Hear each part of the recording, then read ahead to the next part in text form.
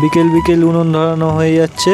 উনুন ধরানোর পর আমি ফয়েল পেপারগুলো কেটে নিলাম।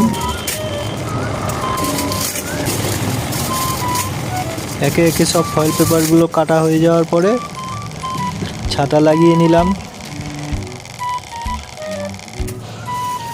তারপরে একটা করে ড্রামস্টিক দিয়ে ফয়েল পেপারগুলো মুড়ে নিলাম।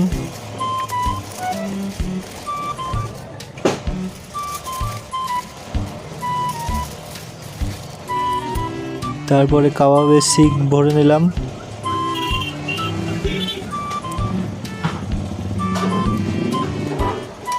একটা শিকে 5 টাকা করে থাকে।